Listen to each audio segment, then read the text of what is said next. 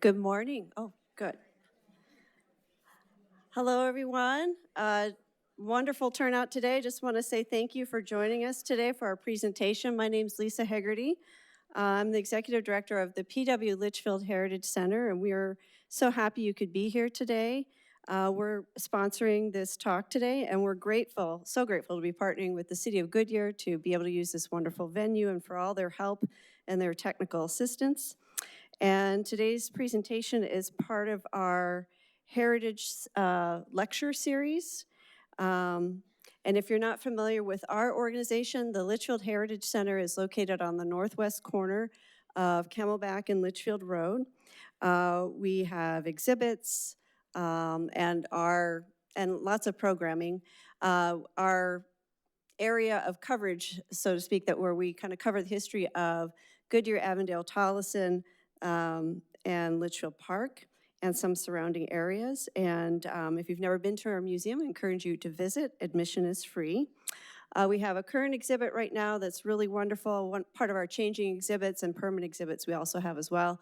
But our changing exhibit is called Crossroads of Change, and it's a black and white photography exhibit that shows what the West Valley was like during the decade of between 1985 and 1995. And so it's just this really beautiful photography by the former editor of the West Valley View, Jim Painter. So please stop by and see it. Some other programs we have going on, we have a photography workshop this Saturday for teens and adults. And that's being taught by the former head of Channel 12 News Photography, so someone who's a real expert. And we also have kids programming. So we have a variety of things. We've also started a new book club. So if you like reading history-oriented regional books, it's a mix of nonfiction, historical fiction, mysteries, that sort of thing. That's another thing that we offer. And then jumping back here to our next lecture series, that'll be, our next one will be here in July, on July 17th. And it's called The History and Mystery of the Gila River. And the presenter will be talking about sort of the fascinating history of the Gila River. It's so close. It's not a piece of our geography we think about very much, but it has a lot of historical significance. So I think that'll be a very interesting presentation. We invite you to be there. So we have a myriad of programs, a lot of offerings. If you'd like to know more about our organization or become involved, we rely on memberships and your participation. And we certainly invite you to stop by our table in the back after our presentation. And I'm also gonna just say a word here. The City of Goodyear also provides surveys after presentations. They like to get public feedback. So after the presentation, if you'd like to stop by the back counter over there, there are surveys. And they also have talks. They have hot coffee talks on various topics. And their next talk is going to be May 27th, and it's on Lego as art. And that'll be in the evening. So there's flyers back there for more information there. So with all of that, I'd like to take a moment to introduce our speaker today. Steve Hoza is a Phoenix native and close friend of show creator Wallace Thompson of the Wallace and Ladmo Show. He is the official caretaker of the Wallace and Ladmo Show's legacy and has been entrusted with the legal rights to the show and operator of its official website, Wallace Watchers. Mr. Hoza is also a recognized authority on World War II and has a 40-year career in museums. He has authored 2 books on World War II in Arizona and currently works as an artifact conservator at the Salt River Pima Maricopa Indian Community. So we're very pleased to have him here today, and I'd like you to join me in welcoming Steve Hoza.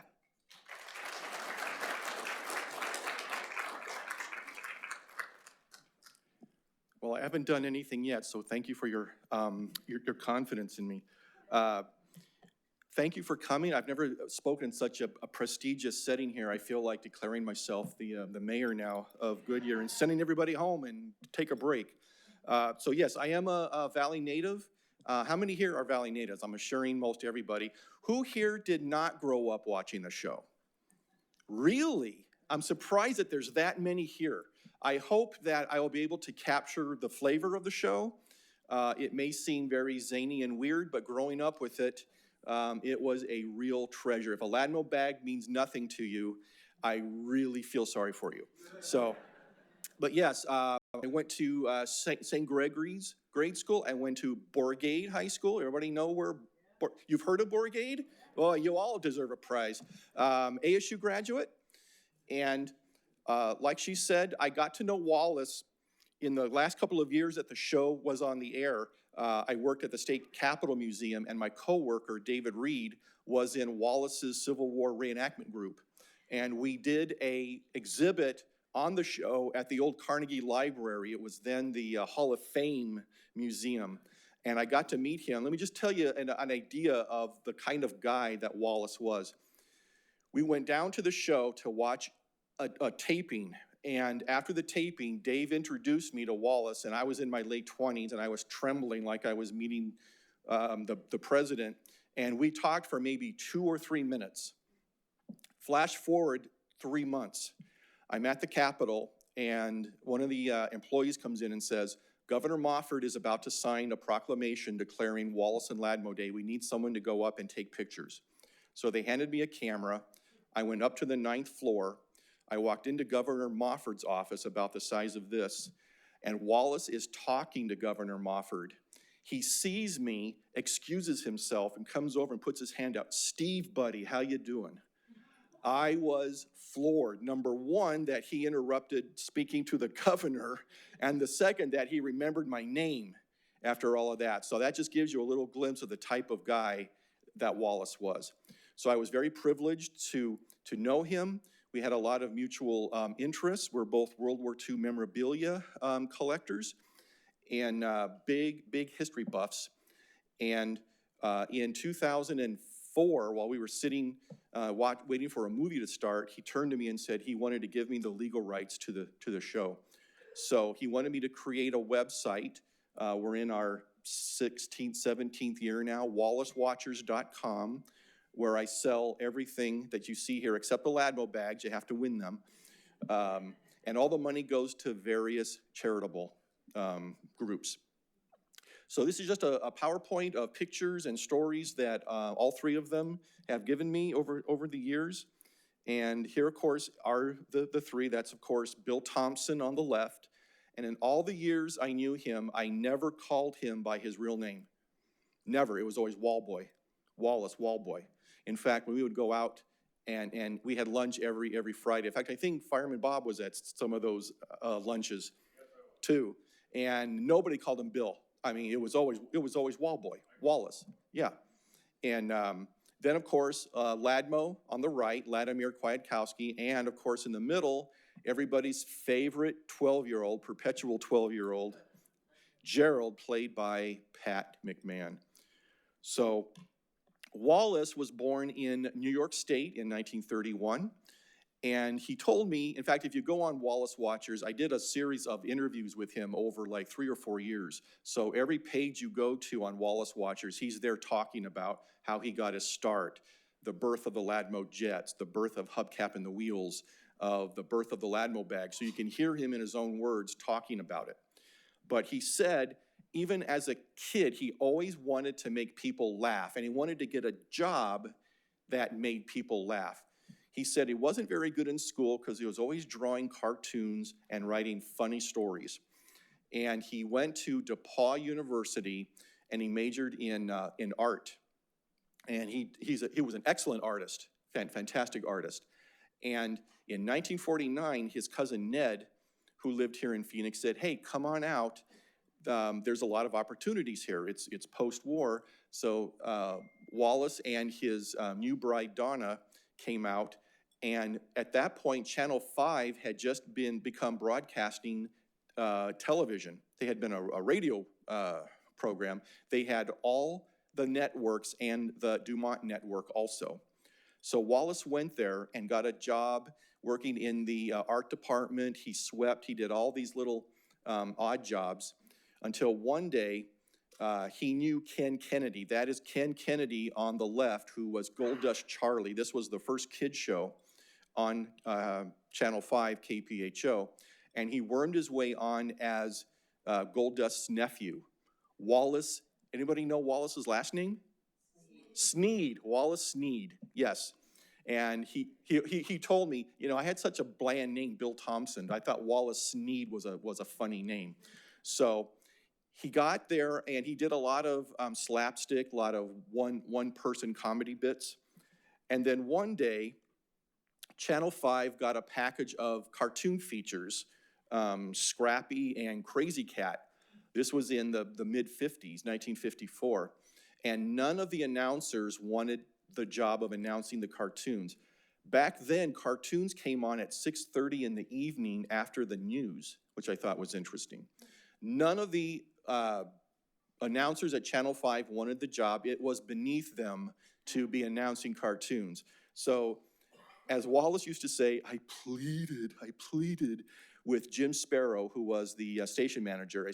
He said, I've got a character, his name is Wallace. I know exactly what he looks like. I've got all this stuff written up. And he says, okay, go ahead. So he did his one-man act in introducing these series of cartoons. It went from 6:30 to 7:15 at night. Then he even got a car from Channel 5 that he used to do public appearances. And one of the Wallace watchers that had written to me said one of the early things he used to do was to go to malls, and he had a big pad of drawing paper, and he would draw cartoons, tear them off, and give them to the kids. So he did that for a while, and then, as Wallace said, the one-man shtick got old real fast. You know, he can only do so much with one person. He formed the Wallace Watchers fan club. This is an original Wallace Watchers club card. You got a felt beanie, and you got a newsletter, Words from Wallace. And this was a postcard. If you sent in a request for an autograph, this is the postcard that he would sign and mail back to you. So, at about 1956, Wallace realized that he had a skit that he needed a second person for. And at this time, Ladmo Kwiatkowski, he had just graduated from ASU with a degree in journalism. And he was planning on pursuing a career in professional baseball. The Cleveland Indians had actually scouted him. But he knew that television was the wave of the future. So he literally, this is what he told me, he went down to Channel 5, interviewed in the morning, and started that afternoon. And he was cameraman. In fact, in one of his early skits, here he is still in his Ladmo outfit. He said what they used to do is, because it was all live back then, he would lock the camera off, they would run in front of it, do their bit, then he would run off, unlock the camera, and continue filming. And this is one of his earliest costumes. This is taken outside his home in Tempe. He went down to a thrift store, and the top hat was there from the very, very start. The Ladmo tie was to come later. So we had the duo here. This is one of their earliest promotional pictures that they used to give away at various events and things like that. If you want to see a complete set of all of their giveaway pictures, go on to Wallace Watchers. Here's the official Wallace Watchers Club pin from Channel 5. Here's one of their early stage shows where Ladmo introduced some music to it, and they went everywhere. Any fair, who here saw them at their school or at the state fair or Fox Christown Theater, the Fox Theater? Yes, they went everywhere. They also went all over Arizona and into some parts of California also. Then Pat McMahon was hired in 1960 as an announcer. And this is Pat's story of how he first heard of Wallace and Ladmo. He went down to watch the show being filmed, and they were doing a live commercial. And this is how it went. Wallace and Lad were there on set, and it was a commercial for Rusket Flakes. And Wallace says, Ladmo, here's the commercial, here's the script that they gave us. You're personality number 1, I'm personality 2. And they went to start reading, gee golly, Wallace, these are just nummy and scrumptious. And Wallace says, no, no, no. He tears it up and he says, look, kids, they're cornflakes. You like cornflakes, you'll like Ruskets. A guy named Ruskets has a warehouse full of these in Ajo, and he's trying to unload them. He said, if you don't like them as cereal, he pulls off the top. He says, you can wait until New Year's Eve. And he starts to sing, may old acquaintance be forgot, and throwing the flakes up into the air. Typical live commercial. Pat said he was hooked. He said, I want to be part of this crazy group. So Pat was a weatherman. He announced everything from wrestling to roller derby. Remember roller derby? So Pat then started on the show, and his very first character was Zumar the spaceman. He was an arrogant vegetable creature, and but it was very short-lived. It was permanent. He was on almost every day. But then they started to explore what kind of other characters can they create. So all 3 of them were very instrumental in creating all of the different characters. The first permanent long-term character was Aunt Maud. Anybody know Aunt Maud's last name? It's Garntz, Garntz. She had a last name, and she lived in Senior City. Now, they first said Sun City early on, and then the Del Webb Corporation called them and said, please stop using our name. And so it's degrading to the reputation of Sun City, so they came out with Senior City. And she used to read the most ghastly kids stories where the little cute animals would die at the end and everything. And yes, it was exactly opposite of what you would think of from a normal kids show. Wallace took it and just turned it completely on its side. She had a column in the local television guide. You can see here they actually have Sun City here, and that was squelched very, very fast. But at some point, Wallace said, you know, with the show, it was 2 guys saying nice things about each other and just doing, and he said, it was boring.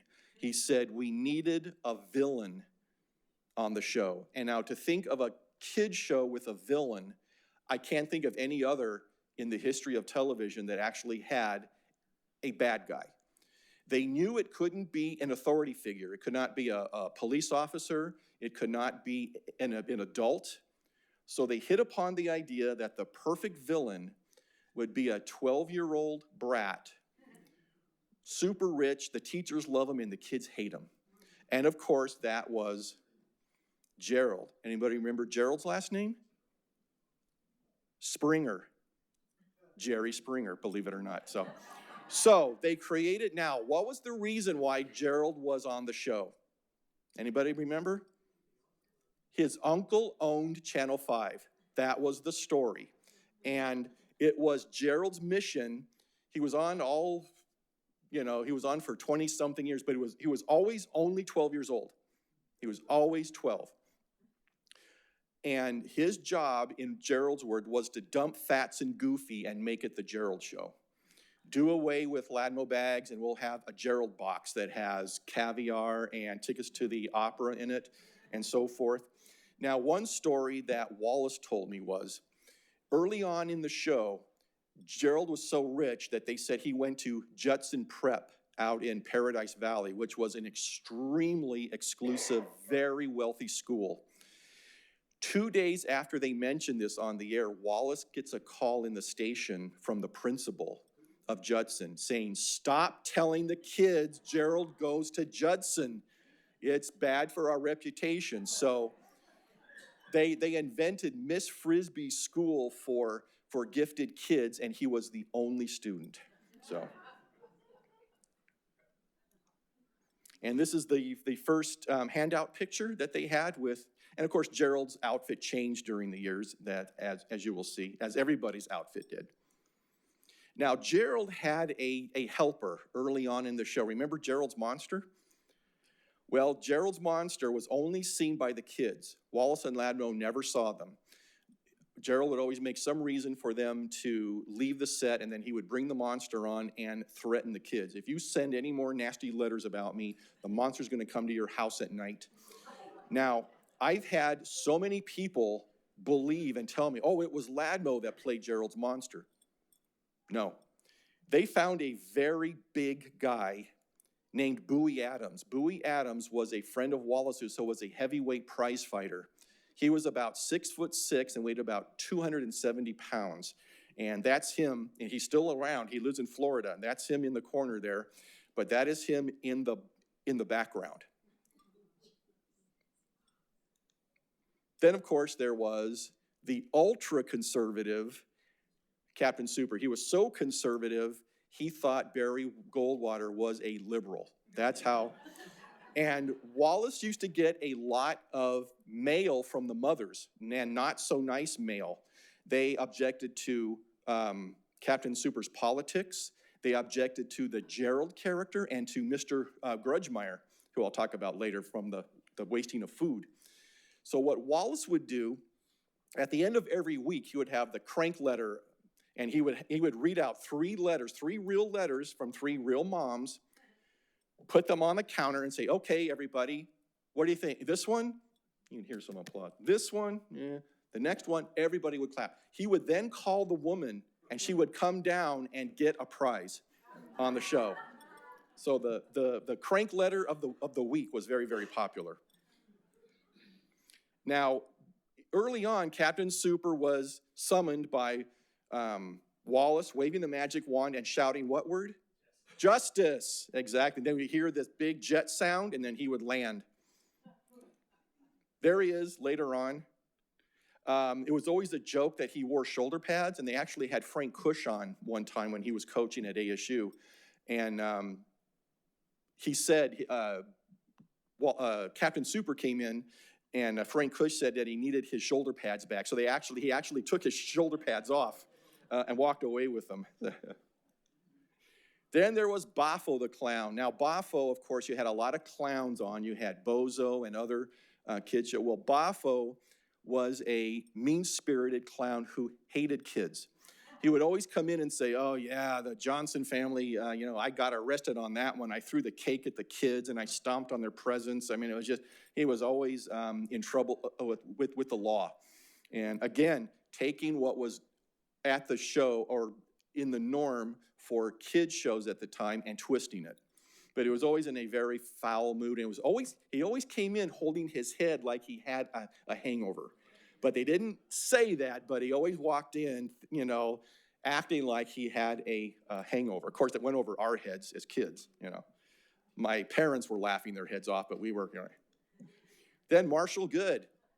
So Marshall Good was an out-of-work, ex-silent film star who would come in and he would go into the audience to try and borrow change from the kids. Hey, can you spare a little bit, and always trying to do his big break came at a watermelon festival in Apache Junction. He would juggle watermelons, to get people to come in. And so a very morose, sad character. Again, the antithesis of a cowboy hero was Marshall Good. And there he is later on. But it was always, he was always moaning and groaning. When Marge Wright would come on from the Humane Society, he would say, do you have any extra space in there? I got evicted. Do you have any little cage in there that I could possibly use? So then there were some other shorter term characters like Bobby Joe Trouble, which was their local biker, tough biker. The Wizard, remember the Wizard? Wallace said the Wizard was the hardest character to write for. Because all he did is he came in and he did 12 one-liners in a row. And he started out by saying, did you know? Did you know? And here's an example. Did you know that Great Bend, Montana is not great, nor does it bend? Sorry. Or the Star-Spangled Banner sung backwards explains the demise of the buffalo. Those kinds of things. But he said it was very, very hard, and then he would just zoom out. So. Then you had the Time Machine. The early Time Machine was a foot locker that they got at a local high school. And the Kirsten brothers, their friends who were great artists, made the little dial. So at least once a week, they would have a visit from somebody from the past. Then you had some other shorter-term characters. That's Carney Barker in the upper left. He would come and announce where they were going to be appearing for that next weekend. Then you had Ladmo and Spunky, his ventriloquist dummy, played by Pat. Then you had on the bottom left, you had Muck and Meyer, who wanted to come and make a vaudeville comeback. Then there was the Amazo, I almost forgot his name, Amazo the magician, whose tricks never worked. So Pat actually got fired from the show in the mid-1960s. The show was going really, really well, #1 in its time slot, and Pat decided we should syndicate the show to other markets. They were looking at Los Angeles and New York specifically. So he had Rick and Pete Kirsten, their artist friends, come up with this syndication brochure. This is the front of it. This is the interior. It folds, okay?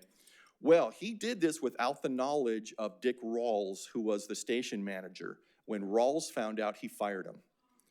And he was out of work for 6 months, so they had to substitute other announcers to come in and do sort of a Gerald-type character or an authority figure. And it wasn't until Rawls realized that they really needed him back, they came back and they rehired him. But he was actually out of work from the show for about 6 months. It did get syndicated eventually to New York. This is actually a clip from the New York TV Guide from June of '68.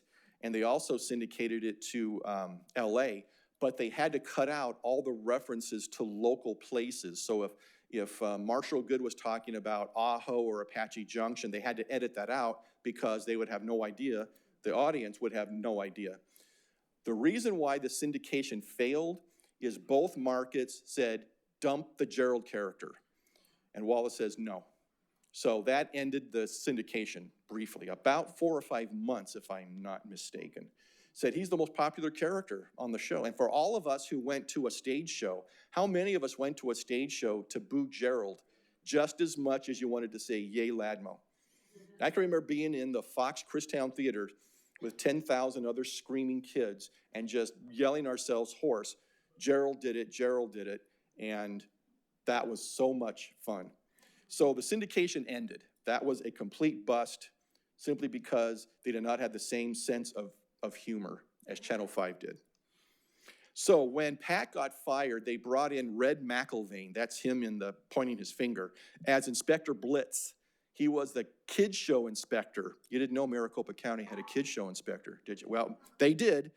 So they brought in Red, and so he was sort of a Gerald character. He would come in, blow his whistle. This show is out of control. No more prizes. Get out of here. This is the official court order. He would hold up a court order drawn by Wallace. And then, of course, somebody would come in and tear it up.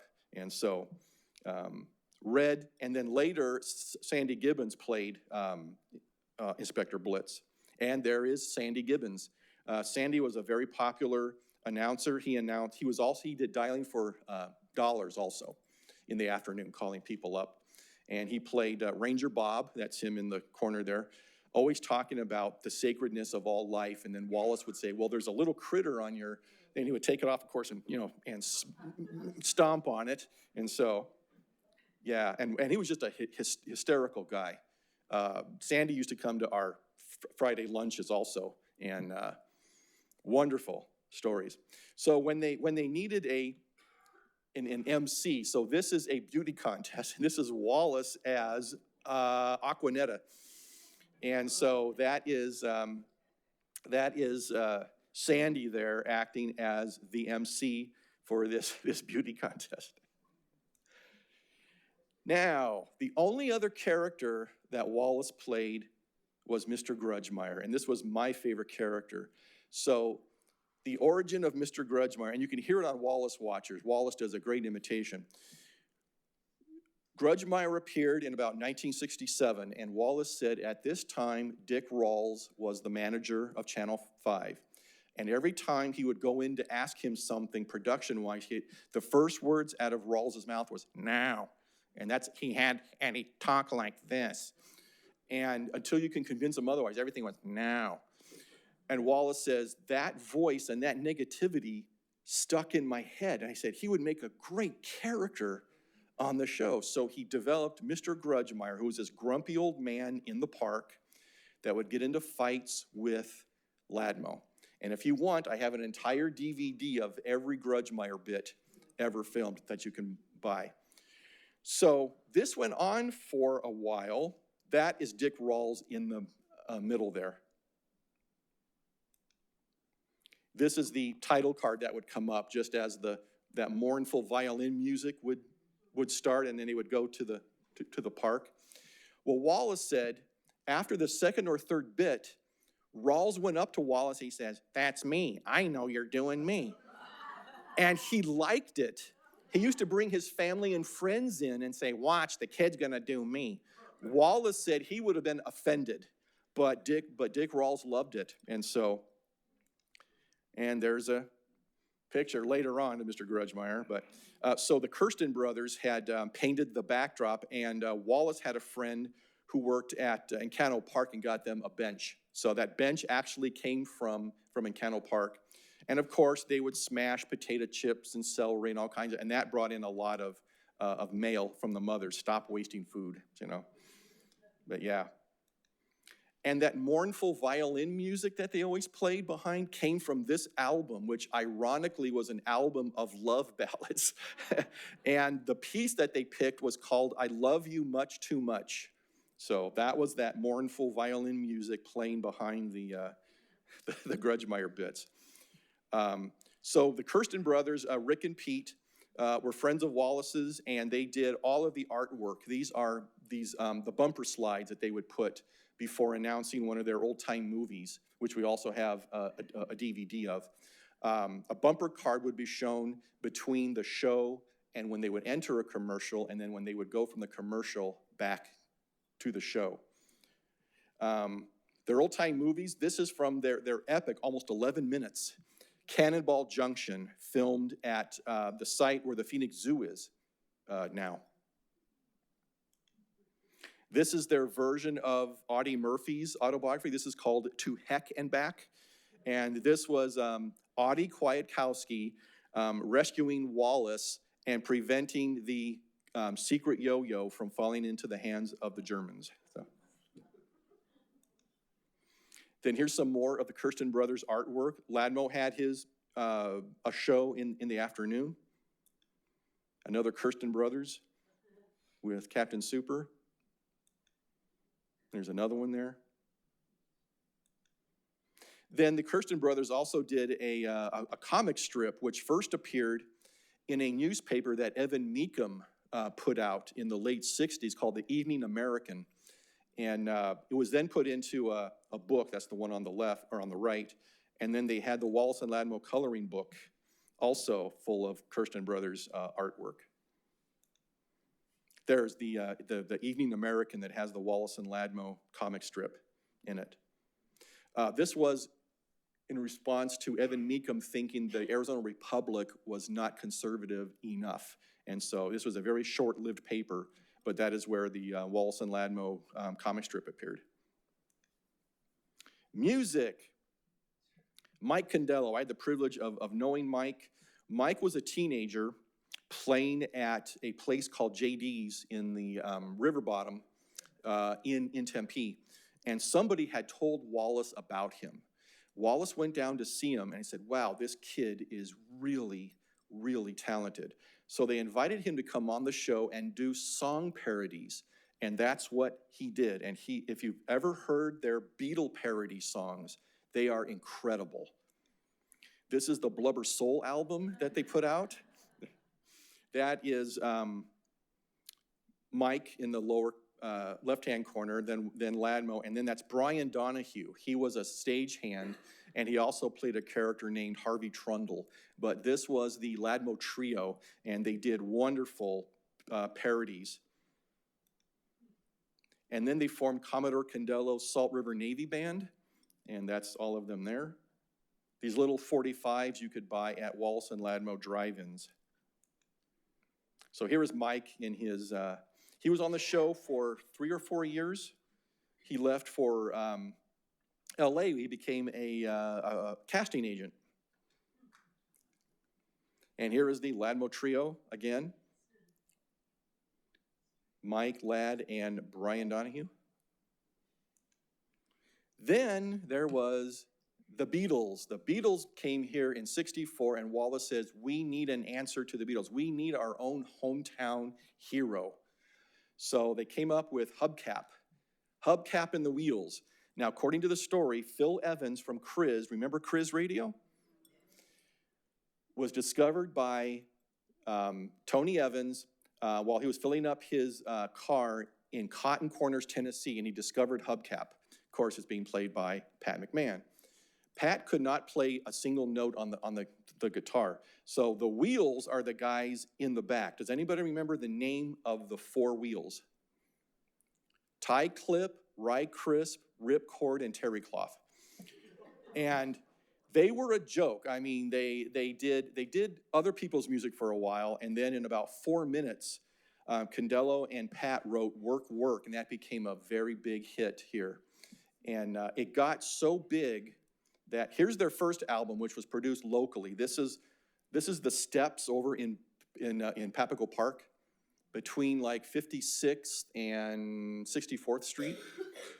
Well, a record promoter came through from Capitol Records and thought this was a real group, and they gave them a recording contract. They appeared on the Steve Allen Show 5 times nationally, and you can see that too on YouTube. It is hysterical. Mike used to do what he called a dying cockroach.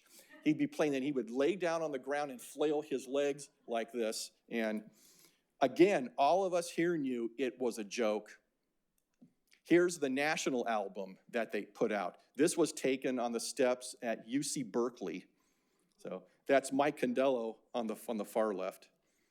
Rich Post and Bob Dearborn are the other two. And again, that was short-lived. After the Beatlemania wound down, Wallace realized, okay, we've already done that. And so it was, again, a shorter-termed character. Here he is on the Steve Allen Show. And you also had the LaCords. Gene Blue, Al Douglas, and Dan Moss, they actually formed this group while they were in the military in Germany. And they came back to the Valley. They had several top 10 hits. And these three gentlemen, I've interviewed all of them. You can see their interviews on Wallace Watchers. They played on the Ladmo Jets sports teams also.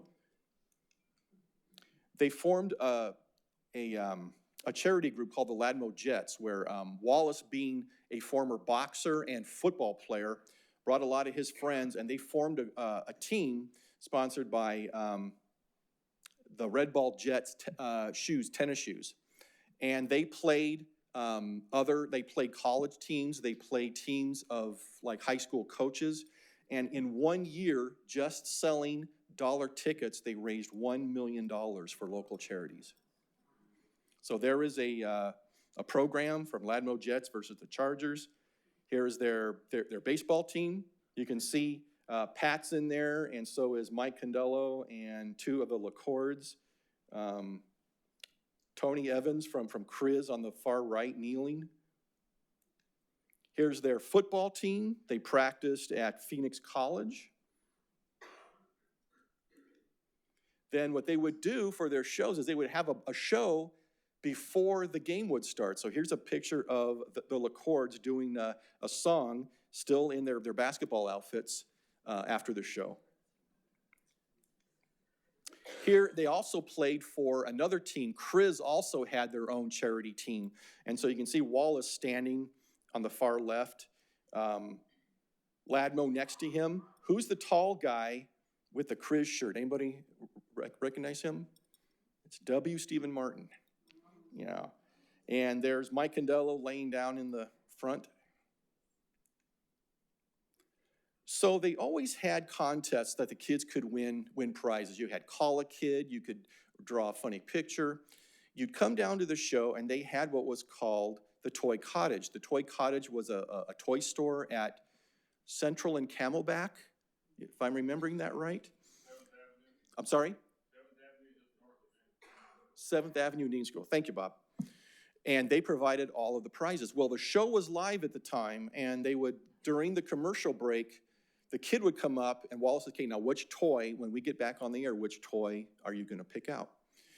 So the show would come back on, and sometimes the kid would just freeze and not. And so Wallace said the pace of the show, stopped. So Pat came up with the idea, let's take all of the sponsors' products, put it in a bag, write Ladmo's name on it, and just hand it to the kid. Well, it worked. And that was the birth of the Ladmo bag. This is my friend Mark Ishikawa. He is the retired attorney for the city of Mesa. And he still has his big Ladmo bag.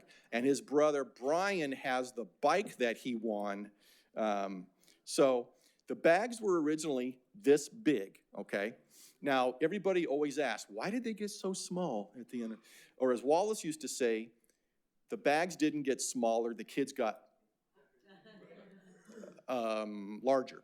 Well, the reason why the bags shrunk was back in the day when the big Ladmo bags came out in about 68, the products were very big. Clover Club potato chips, remember the Clover Club? They came in these big 2-packs, they were huge. Well, the sponsors started to reduce the size of their products, and it became twice as expensive now to fill a Ladmo bag, so that's why the Ladmo bags shrank. So that's the real reason. So here's some kids with their Ladmo. Who here are Ladmo bag winners? Am I the only one? Yeah. I was in my early 20s when I went on the show. I had just come from work. All right, we have 2 Ladmo bag winners in the Holy Grail of Arizona. When I did my exhibit, Hall of Fame, the Wallace and Ladmo exhibit at the Mesa Historical Museum, I was going through it with the director, Lisa Anderson, and they had this immense glass case. It was this wide, it was this tall, and I said, I have the perfect artifact for this. I want to get a Roman column, a little plaster Roman column. We're going to have a silver silk pillow with a Ladmo bag on it. And she couldn't understand why, because she didn't grow up there. I said, trust me, the fans will get it. We had 2 little spotlights shining up on it. And I had a sign on the glass saying, all visitors must remain 10 feet away from the bag at all times. I originally was gonna put a church kneeler there. And she said, no, can't do that. But people would actually look at it and back up. And here's me winning mine before I got to know them. Yeah, I went on the show. They at the Capitol, they had a bolo tie contest, and I did a Wallace and Ladmo bolo tie, and Wallace saw it. And so I went down in my work clothes. I was about 26, 27 at the time. So, yeah. Then here's me and my buddy Joel winning ours at the one of the state fair shows at the Coliseum. Then I did a program with Wallace at the Tempe Historical Museum about 10, 12 years ago, and here's some of the Ladmo bag winners with Wallace. These are some of the coupons that used to be in the bags, and there are reproductions of all of these in the bags. So they had Shakey's Pizza. Remember Shakey's Pizza? Legend City. We got 2 to Legend City. We got a pass to the Fox Christown Theaters near where I grew up. Here are some of the handout pictures. So they start in the upper left, and then the last one is in the lower right hand. So these were all given out at the studio to the audience, or they were put in the Ladmo bags also. Then they had Wallace and Ladmo's Drive-In. They tried their hand at a hamburger place, but Wallace said, and if you want to know where all 6 of them were, if you go on Wallace Watches, it gives you the addresses. Most were on Bethany Home and Thomas Road, both.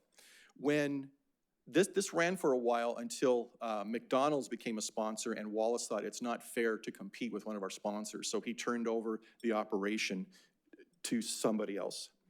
They used to advertise a hamburger as big as a 45 record, and if you bought 10 burgers, you got a gallon of root beer. And here's one of that's in there also. So if you do win the bag, it expires in 1970, so you better. Yeah. So here's one of the many public appearances. This is at Sun Devil Stadium, believe it or not. That is Sun Devil Stadium.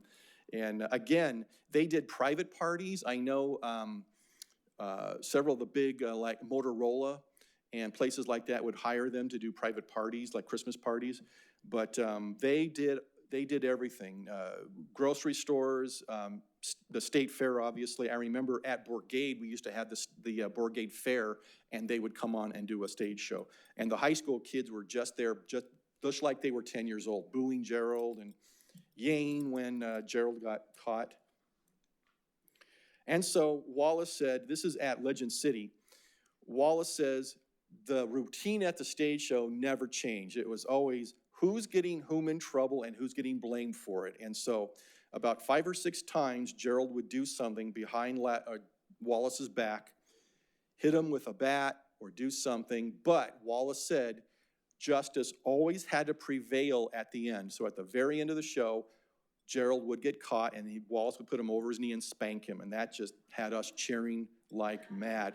And if you think about it too, their routines really never change. And I can say as a kid, I didn't care. It was just as fresh and funny every time. But the routines were really a lot of the same thing, but it was always funny. This is the Fox Theater in downtown Phoenix. There's probably 1,000 plus kids there on a Saturday. They show a double feature and then have them perform during the intermission.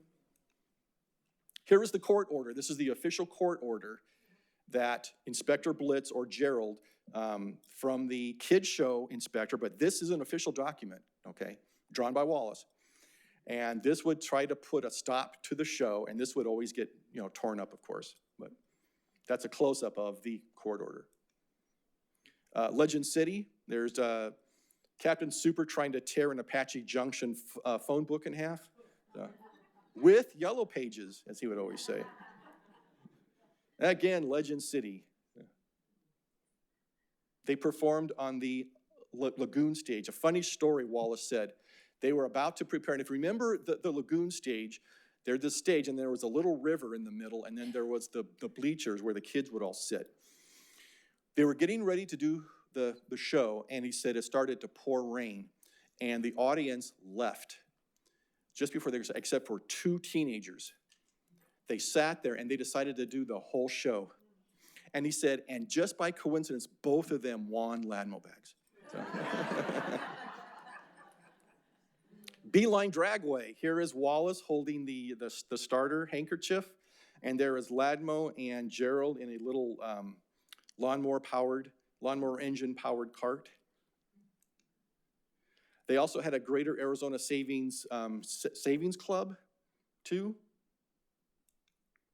Remember the MD Carnival kits for the Jerry Lewis Telethon that would be on Labor Day weekend? You could order a carnival kit and put a carnival on in your neighborhood, and then you could go down to Channel 5, and Wallace and Ladmo would be there by the fishbowl to put your money in.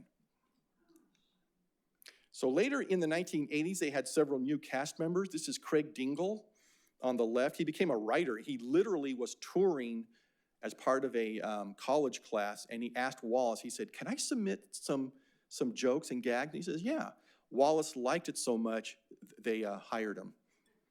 That's Kathy Dresbach on the top there. She was part of a team called the Aho Repertory Company. And then that's Dan Horn, extremely talented ventriloquist. Then they had a lot of public service folks. This is Dave Harpster. He was known as Dave the Scientist. He came on to do science things once. He worked at the, once a week, he worked at the Arizona Science Museum, which used to be by the, in downtown Phoenix by the Civic Plaza.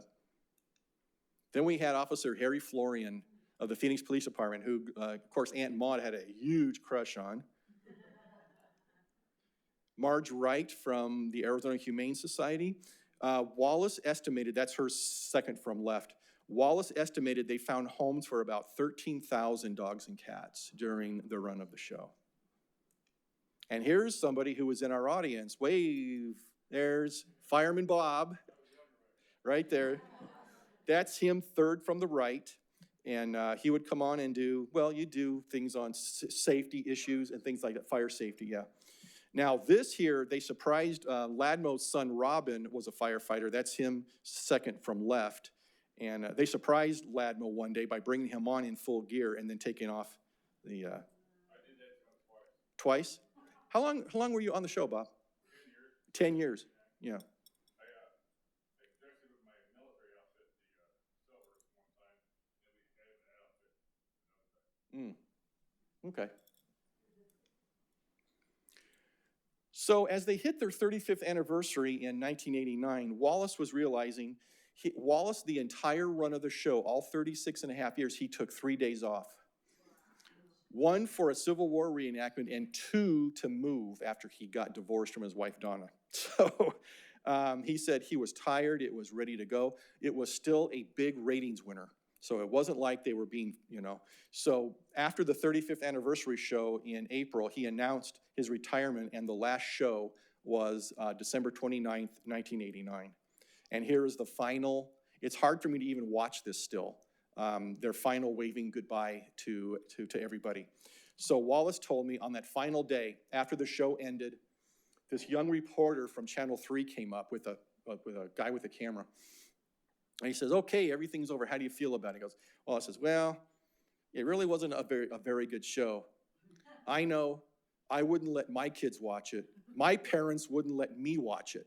He said the kid was writing all this down until he realized what he was saying. So that's, again, Wallace's humor. That's just Wallace's sense of humor. So a wonderful coffee table book came out in 1995. And you might have been here, Bob. This was at the state fair when they renamed the stage, the Wallace and Ladmo stage.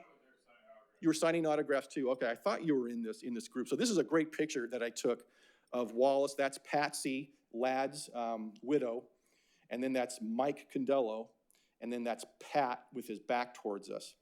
But I remember I was there taking pictures and video, and this woman in line had her book, and she had her brother on the cell phone from Prescott. She said, I'm about to talk to Wallace. And I could hear the guy on the phone saying, no, get out. He goes, yes, here he is. And Wallace says, hi, this is Wallace. And there was silence. There was just stunned silence. Ladmo Park was built in one day.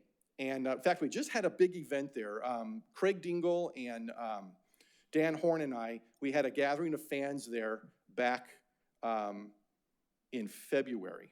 It's on Thomas, roughly around 43rd Avenue. Then Wallace Ladmo and Pat and Mike Condello were inducted into the Arizona Musicians and Entertainment Hall of Fame, and Wallace made his own Ladmo bags, jumped off the stage and went into the audience to give away Ladmo bags. Then this is my exhibit that I did at the Mesa Historical Museum. It was up from 2007 to 2014. And this is Dan Davis from Channel 3. We did a bunch of live remotes. So when I went to pick up Wallace, I says, Wallace, let's have you as an artifact. So I made a label for him. And so he sat this way when we came back, and then Dan was going through, and there he is, and Dan put the microphone. Then when Wallace passed away, I was honored by the family to be one of the speakers at his memorial, which was at the Cine Capri at Riverview. And I did a Mr. Grudgemeyer bit there. And it was really cool because they said, can we use all of the photographs from your website for the projection in the back? I said, sure. So all of the pictures that were projected were from my website, but I was extremely privileged. And here, everybody in the audience had a Ladmo bag at his seat. And so this is the Ladmo bag. Yeah, he passed away in 2014. The Imitators. This is something that I did not know until I met Wallace, but there were 2 other shows in other states that ripped off Wallace and Ladmo almost to a T. The first was Hotel Balderdash. This was in Salt Lake City. Now, the 2 gentlemen, Cannonball and Harvey, they worked at Channel 5, And Wallace actually gave them the premise for this show when they moved to Salt Lake City. Have it a lobby of a hotel and the different characters can come and go. Well, they also had a Gerald character named Raymond, and he had a monster too, and they had Harvey bags. So it went for about 12 to 13 years. Then there was Checkers and Pogo in Hawaii. And again, there was somebody from who had worked at Channel 5 that worked at this station. Wallace told me a funny story about Hotel Balderdash. He said the epitome of laziness was the mother of one of these guys used to audio tape on a cassette all of the bits from the Wallace and Ladmo show and mail it to them. But the lazy part is they never changed the place names. So if there was a bit where they mentioned, Aho or Greer, like that, they just said it. And it's like, well, nobody in Salt Lake City is gonna know.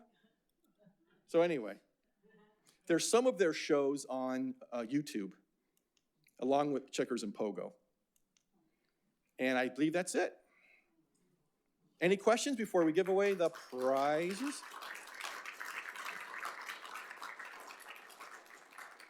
I got a million more stories that. Any questions? Oh, Liberace, Lauren Green, Michael Landon, Muhammad Ali. If there was any big person appearing, mostly at the Coliseum at that point. Wayne Newton, that's right. Oh, really? Yeah. They would always make an agreement with Channel 5 to come on the show, too. So, any other? You just want to get to the Ladmo bags. Yes, ma'am. How did the policeman that would laugh so hard at all the jokes, Harry?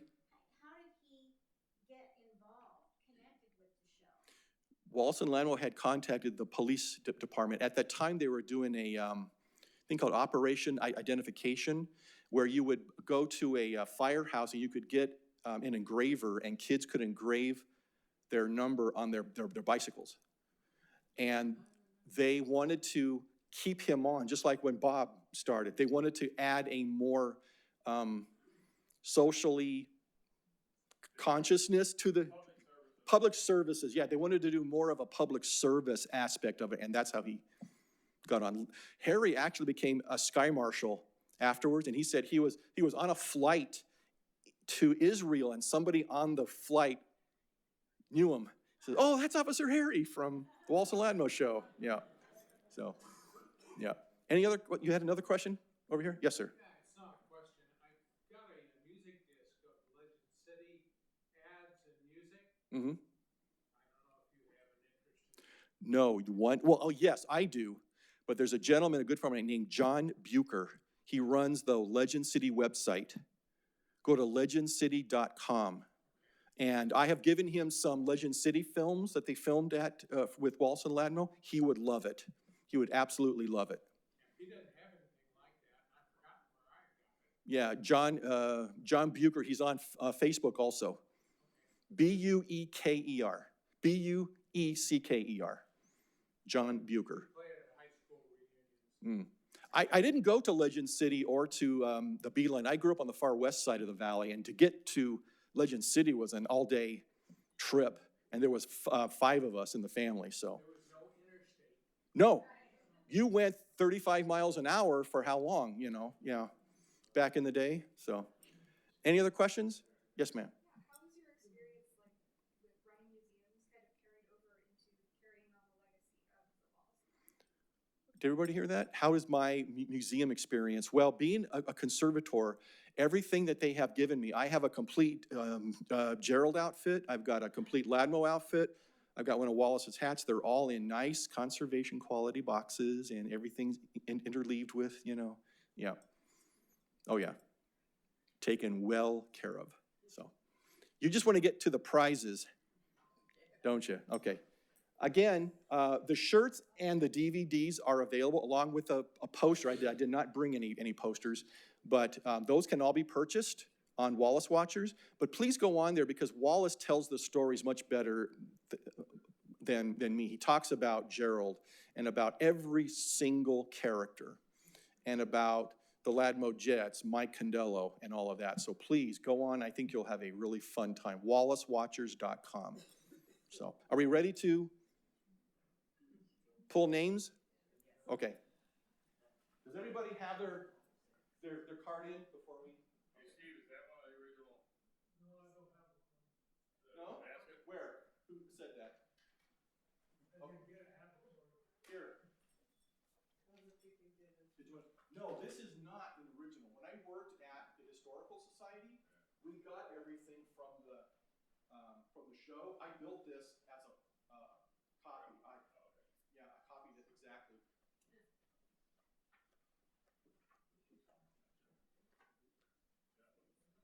Okay, as long as everybody has a card, and we'll wait for these last two here.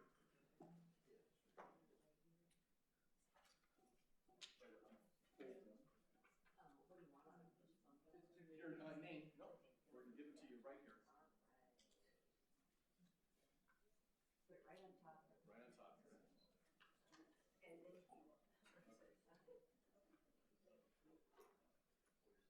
The mayor isn't available by any chance, is she? Or he? No. Okay. I mean, it's kind of cool to. Okay, are we all set? Okay, so the first item is going to be the Old Time Movies DVD. This is a collection of all of their old time movies filmed at Legend City and Cano Park. That was another big place where they filmed. So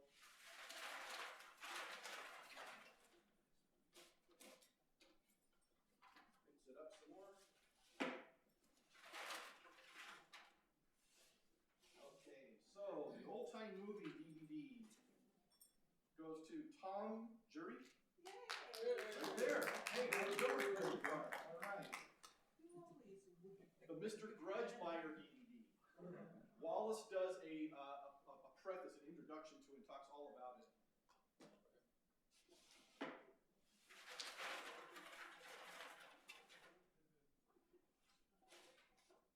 Okay, mix those up a little bit. So the Grudgemeyer DVD goes to nothing. Okay. They wanted to remain anonymous. Goes to Jan Petroff. Right there. All right. There, there's your DVD. Okay. 3 Wallace and Ladmo anniversary shows from 79, 84, and 89. Taken from the original tape, master tape. And that goes to Sherry, D-O-E-R-I-N-G, right there? Okay, Sherry, there you go. Here, I'll come over there. Next will be Wallace's biography. Thanks for tuning in. We also sell the Ladmo shirts. This is an exact reprint. I have one of these in my collection. This was the very first Ladmo shirt sold at their Wallace and Ladmo drive-in. They did a complete scan of it, and so it's a complete copy of that. But this is Wallace's biography. We'll do that next. Okay. Now this means those of you have already won, the Ladmo bags are out of it. As long as you put one card in. Okay, Ladmo or Wallace's biography goes to Rob, F-I-L-O-G-O. I'd rather spell your name than not say it. No, really, I'm real stickler for pronouncing people's names right. I would have no idea. Next is the Ladmo shirt. When I wear mine, you meet all of the Valley natives within 100 feet of me. Where did you get it? Wallace Watchers. It goes to Dan Sager. Right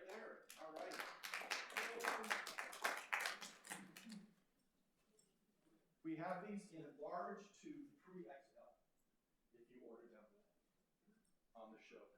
Okay, I believe the Ladmo bags are next. So I don't know if you heard me before, but we've got coupons here to Legend City, also Ladmo Drive-Ins, Shakey's Pizza, and a signed picture. No money for Legend City? I'm sorry? No money for Legend City? I don't know what you mean. The dollars, Legend City dollars. Oh, no, that's a coupon for their 25th anniversary show. Okay, here it is. First Ladmo bag goes to Deborah Luthold, right there. Okay, we have to have your identification to make sure that. See, she almost did. Did you notice that? She almost did. It's a little heavy, but My husband is going to be thrilled. there you go.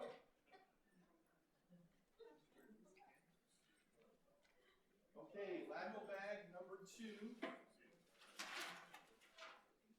And thanks for coming out, everybody. Of all the topics of stuff I'm involved in, Wallace and Ladmo is the best. Lisa Helm, right there. All right. Did you grow up on the show? I did not. You did not? Tucson where they had a fake show. Oh, no. But Do my we? husband, but my husband. Oh, okay. Did you? And there did you are. grow up on the show? Are these from 19? Oh, no, these are not from, no, these are all, yeah. I actually have talked to fans who won a bag in the 70s and didn't touch anything in it. All of the candy, the Twinkies and everything are still, they're probably rock hard, but yes. Thank you. Did you want to say anything else, Lisa?